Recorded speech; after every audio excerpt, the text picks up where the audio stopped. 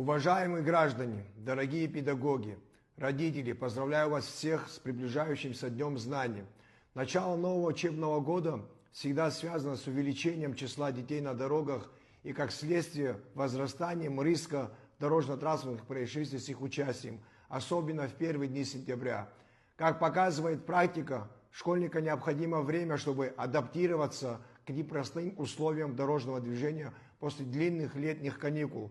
В первые дни учебных занятий весь личный состав госавтоинспекции городов и районов будет работать в усиленном режиме, в частности вблизи образовательных учреждений. Однако силами одной только госавтоинспекции проблему детского дорожного травматизма не решить. Мы призываем вас, уважаемые родители и педагоги, оказать максимальное содействие в обучении детей ПДД и внимательному поведению на дорогах.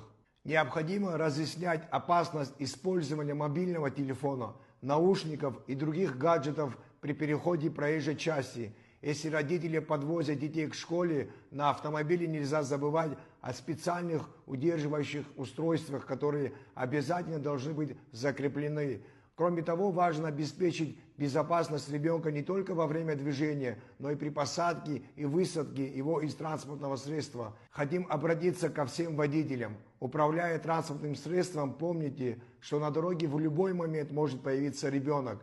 Будьте особенно внимательны при движении в местах расположения образовательных организаций, спортивных площадок и других мест массового пребывания детей. Снижайте скорость, приближаясь к пешеходным переходам.